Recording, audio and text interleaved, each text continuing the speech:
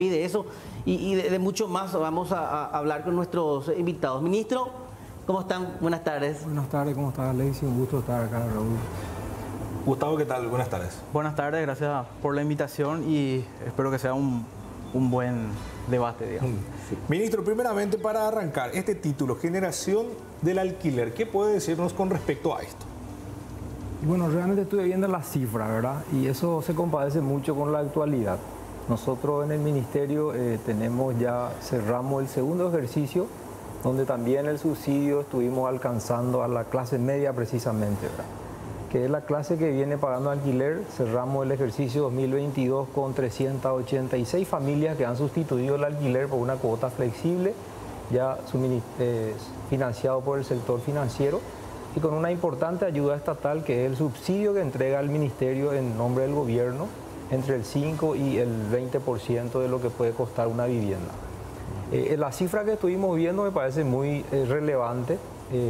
Hoy día, si miramos el bono demográfico, más del 62% de la población de 7.453.000 que tiene nuestra población actualmente, tiene menos de 33 años. Significa de que eso más o menos le puede dar al inversionista inmobiliario dónde va a estar en los próximos 10 años el nicho de mercado en el sector inmobiliario, donde hoy precisamente el ciclo se ve que está en pleno auge, ¿verdad? Estamos saliendo de una pandemia que ha afectado y ha impactado en varios sectores de la economía, y el sector de la construcción ha sido el que finalmente ha mantenido reactivando y con activación de la generación de empleo. Por lo menos nosotros no hemos parado las obras y gracias a eso cerramos un ejercicio con una cantidad de más de 35.700 viviendas que refleja precisamente de que no se ha parado la actividad económica en ese sentido, y eso ha impactado favorablemente en la población. Ahora estamos precisamente tratando de incrementar la participación del Estado y sobre todo la intervención del Ministerio en contribuir en esa población que recién mencionaba, más de 500.000 personas que viven en alquiler, y es la que nosotros hoy creemos de que hemos encontrado una ecuación entre el sector bancario y el sector público a través del importante subsidio que otorga el Ministerio de Urbanismo, encontrando una ecuación que realmente impacta en el bolsillo de las familias paraguayas, ¿verdad? Yo creo que aquellas personas que ganan un salario mínimo y medio y hasta 7 salarios mínimos hoy encuentra una ayuda del Estado que anteriormente no existía. Incluso la vigencia de la ley está ya desde el año 2016, pero es ahora que impacta con la contribución del Estado, y eso se refleja en estos 2 años prácticamente que ya hemos tenido en vigencia, y para nosotros es una gran satisfacción saber de que las familias también se van acomodando, y como recién estaba explicando Alexis, los jóvenes sobre todo son los que están migrando, están encontrando una nueva forma de vivir y son los que más alquilan, ¿verdad? Y yo creo que el sector millennials, que es el que está entre los 30 y 40 años, exactamente, esos son los que van a estar definiendo y van a estar influyendo en el futuro, en los próximos 10 años, de cómo se adquiere un inmueble. Ahora, Gustavo, Generación del Alquiler, vos que estás en este ámbito inmobiliario, ¿qué podés decirnos acerca de este título también que pusimos como título del programa? Y como para ampliar lo que estaba diciendo el ministro, ¿verdad? De que es la generación millennial, digamos, es la que, digamos, es la generación que hoy se dice que no se puede comprar una casa propia, ¿verdad? En realidad, lo que pasa, o sea, hay que agregar ciertas cosas, ¿verdad? Por ejemplo, que vivimos en una ciudad muy centralizada. Entonces la mayoría de las instituciones, todo está dentro de Asunción, y vivir afuera es un poco más complicado, ¿verdad? Y comprar y vivir en Asunción es muy difícil hoy en día. Entonces las ciudades alternativas que fueron creciendo son las ciudades que están alrededor de la capital, ¿verdad? Y esas personas, como todo está centralizado, vienen a trabajar acá porque no hay muchas oportunidades de trabajo en esas zonas. Entonces ellos vienen y buscan y se crea como una sobreoferta dentro de la capital. Eso es lo que pasa. Adelantándonos un poquito, inclusive en algunos aspectos, algo que guarda relación con toda una generación, la de los millennials, es que optan por una especie de forma de trabajo, el conocido como freelance. Eso de repente no le da una estabilidad laboral y no tener estabilidad laboral muchas veces repercute también en los requisitos. Ese es un problema con que se encuentra esta generación. Así es, ¿verdad? Uno de los principales problemas es que la gente no está calificada para los créditos. La calificación del crédito, importante. Primero por el tema de los requisitos, ¿verdad? Porque te piden antigüedad laboral y demostrable, ¿verdad? Y de repente, freelance, ¿cómo haces? Y no solo el tema de los freelance, sino hoy tenemos muchos nómadas digitales, ¿verdad? Gente que trabaja acá, pero trabaja para el exterior, o sea, presta servicios en el extranjero. Entonces, bueno, ¿cómo uno puede demostrar esos ingresos? ¿Cómo uno puede entonces justificar su capacidad económica de pago como para solicitar un crédito, ¿verdad? Eso también hay que sumar el tema de la burocracia del crédito, y no precisamente por la burocracia de los bancos, sino es como que no nos ponemos todos de acuerdo, todos los jugadores, como para agilizar las cosas, ¿verdad? Entonces, así es como que se pierden ciertas oportunidades al momento de ir a solicitar el crédito. Cuando te aprueban el crédito, la casa ya no está disponible, o se vende, o pasan esas cosas que de repente no se puede llegar a concretar. O de repente no sale, y eso también golpea anímicamente a las personas, psicológicamente, porque uno ya va con la esperanza de que le pueda salir ese crédito y que pueda comprar la vivienda. Llega, junta todos los requisitos, pero al final uno le falta y eso le hace rebotar, y es por eso que muchas veces golpea y desde allí ya no puede intentar nuevamente. Y a eso le quiero trasladar también la consulta al ministro. ¿Cómo es esa situación que muchas veces las personas presentan una carpeta, 2 carpetas, y de repente no pueden acceder a esa vivienda? Queda ahí, presenta todos los requisitos, pero es solamente para un número, no para el total. Yo te diría que hemos avanzado bastante en materia de trámites, ¿verdad? Hoy se ha invertido un poco en la gestión. Hoy la gente va al banco, nosotros mismos somos los que les orientamos, les acompañamos, y va al banco y conforme a su capacidad de ingreso, el banco le establece ya una línea de crédito, o sea, le dice, nosotros con este nivel de ingreso podemos otorgarte 200, 300 millones de guaraníes. Entonces esa persona ya sabe de que ese es el monto de vivienda que tiene que salir a buscar. Entonces eso facilita el trámite, porque cuando viene al ministerio, nosotros también en base al ingreso lo que hacemos es establecer si el subsidio que le vamos a otorgar va a estar entre el 5 o el 20%. Ahora, suponiendo, para terminar el ejemplo nomás, suponiendo que sea 10%, ahí la persona ya tiene la precalificación de que 30 millones va a ser el aporte del Estado, de manera de que de los 300 que le habilitó su entidad financiera, 270 millones nomás ya realmente es lo que va a necesitar. O sea que tiene un colchón de seguridad financiera a su favor para gasto de escritura, para arreglar la casa, para poner en perfectas condiciones, y eso facilita mucho, y no solamente facilita, sino que hace que la gente comprenda, ¿verdad? Porque anteriormente la gente venía, llevaba el subsidio, iba al banco y creía de que era una obligación de la entidad financiera otorgarle el crédito. Y ahí de donde se tropezaba, y todo eso ocurre por falta de educación financiera. Nosotros hemos participado en muchos eventos, hemos hecho varios boletines, hemos estado y todos los días socializamos en las redes sociales la importancia de mantener una buena conducta en las obligaciones, y encontramos, yo creo, una ecuación que hoy está reflejada en la cifra que nosotros acabamos de compartir. Hoy 386 familias ya no pagan alquiler, están pagando una cuota incluso que es menor a lo que pagaban de alquiler antes. Y como decía Gustavo, la pandemia nos ha dejado muchas lecciones aprendidas, ¿verdad? Una de ellas es de que, como decía recién Alexis, también muchas personas, si bien perdieron sus respectivos trabajos en relación de dependencia, han encontrado a través de su talento, de sus habilidades, incluso más posibilidades de trabajar por cuenta propia, ¿verdad? Entonces hoy lo que nosotros estamos es apoyándoles, orientándoles para que ellos puedan demostrar esos ingresos y poder ser sujeto de crédito en su entidad financiera. Porque realmente lo que nosotros hoy vemos es de que hay una ampliación. Hemos, creo que, ampliado la oferta de posibilidades de acceder a vivienda propia, y sacamos ya el segundo producto, que no es un tema menor, para aquellas personas que ya tienen su terreno propio, que también puedan recibir un subsidio, que es una importante ayuda como para ya hacer el proyecto de construcción de su propia casa. Ahora, ministro, yo le invito también a Gustavo para que puedan escuchar la siguiente nota, y es muy interesante el planteamiento que hace esta mujer con quien conversamos nosotros acerca de este planteamiento también que estamos haciendo en el programa. Alquiler, casa propia, ¿Cuál es tu opinión? Bueno, mi preocupación en sí es muchas veces por el hecho de los requisitos, ¿verdad? No todos alcanzamos esa posibilidad, ¿verdad?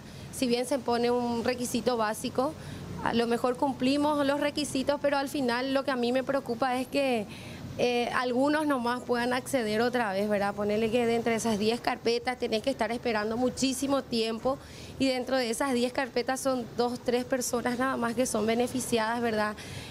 Porque es un me imagino que es un análisis que se hace, pero al final todos cumplimos los requisitos de igual manera, pero son 2, 3 personas nomás las que salen beneficiadas, ¿verdad? Porque si bien, si uno se pone a analizar, el costo de un alquiler aproximadamente cuesta desde 1.200.000 a 1.500.000, que es algo bueno ya, pero calculando en 10 años sale como 120 millones a 150 millones, ya imagínense, o incluso más, ¿verdad?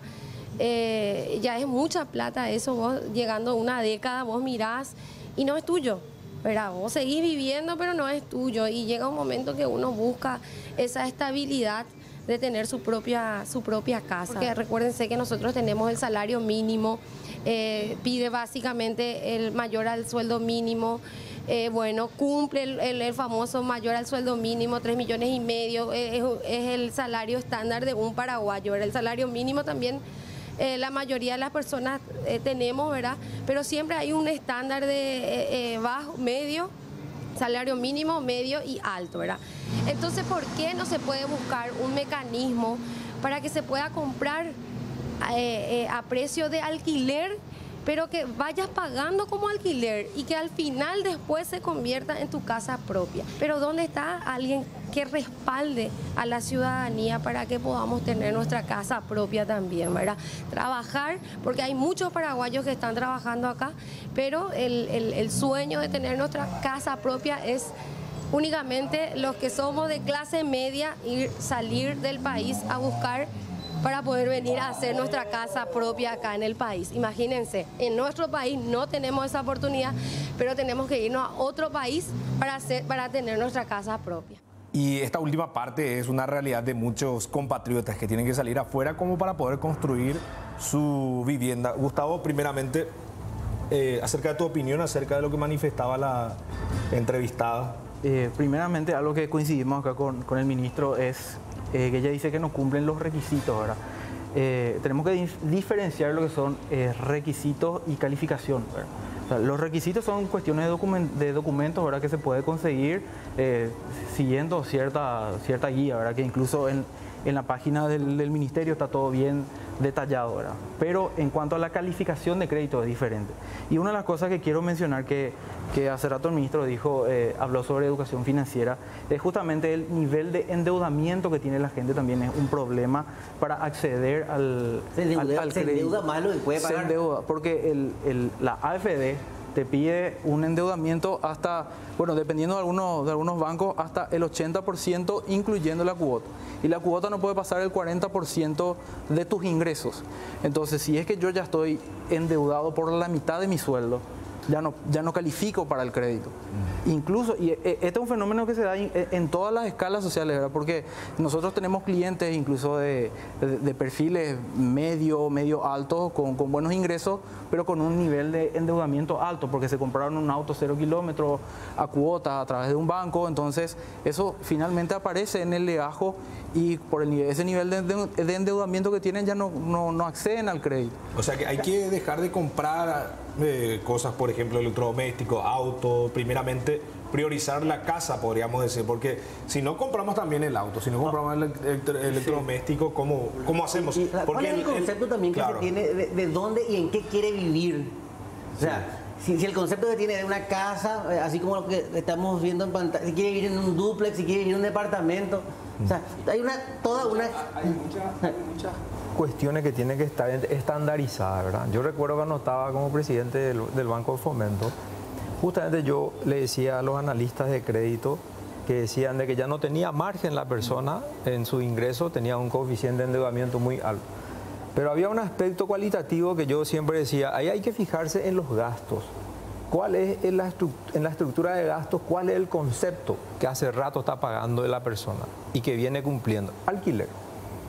Entonces, eso es lo que hay que sustituir. Por eso es que uno incorpora el plazo de gracia, que es, en términos rápidos, el plazo que se necesita para construir o para buscar y comprar una casa y hacer de que a la persona, mientras pueda pagar el alquiler, pueda construir y no le devenguen los intereses en el banco. Y cuando se mude, deja el alquiler y ahí recién empieza a pagar. O sea, todas esas ecuaciones y esos acomodos financieros hoy se han hecho y hoy es una realidad ya eso.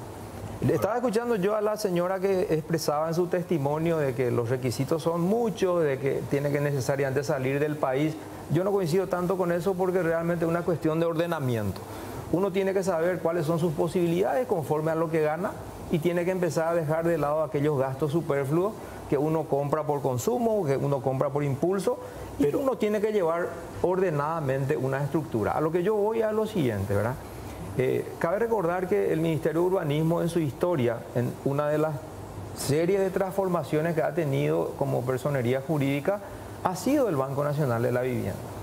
Yo como bancario y estando al frente de la banca pública en su momento y hoy mirando el escenario y el mercado, cómo interactúa y cómo se comporta el crédito. En primer lugar, el crédito de la vivienda es un crédito de largo plazo.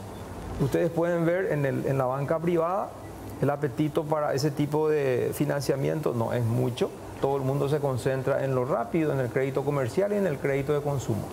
De manera que en la estructura del Estado está la obligación de generar una política pública como para poder propiciar y crear las condiciones de poder llegar a todas las familias paraguayas, que es la que reclamaba la persona, que yo estoy de acuerdo con ella.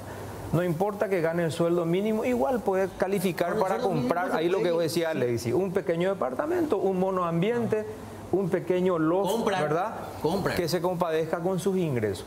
Por eso nosotros insistimos de que necesitamos desde el Ministerio generar autarquía financiera. Y por eso yo insisto hasta hoy de que la mejor política pública que pudiéramos implementar es crear el Banco Nacional Hipotecario. Yo creo que acá habría que ver la posibilidad de que la AFD sea banca de primer piso, hoy es banca de segundo piso, finalmente son los agentes del sector financiero los que llegan al consumidor final. Y yo pienso de que tendríamos que buscar un poco una manera de hacer un análisis exhaustivo y una evaluación de que por lo menos toda esa cartera que hoy tiene el Ministerio pueda ser absorbida de repente por la AFD y fortalecer a la AFD, capitalizar a la AFD y generar una banca nacional hipotecaria que se ocupe y que se preocupe de toda la población que necesita vivienda. Ahí entran todos los millennials, los centennials ya, todos los que quieren casa, y todos los que necesitan vivienda, porque es una necesidad insatisfecha a nivel social. Eso no lo podemos negar. Y ahí ya va a ser una estratificación social de ingresos la que va a ir definiendo las diferentes categorías, que finalmente es lo que hace una banca especializada. Acá va a haber gente que va a querer departamento de monoambiente, estudiantes que hoy ya no quieren vivir en la casa de los abuelos, en la casa de los tíos, ya quieren tener cierta independencia. Y finalmente son esos los influyentes, ¿verdad? Hay gente que quiere tener acceso a un edificio con mascota, y la mascota es la que define la compra. Claro. Entonces, hay muchas cosas que hoy cambiaron. El factor de decisión hay que cambia, el elemento de decisión. Absolutamente. Entonces, tiene que haber una banca especializada que atienda el segmento tan importante como la vivienda. Están enviando también mensajes, ministro, y también Gustavo, que está compartiendo con nosotros aquí el programa. Vamos a leer algunos que van llegando a ver qué es lo que nos dicen acá en el mensaje 0985-625-000. Está habilitado para que nos puedan enviar su mensaje.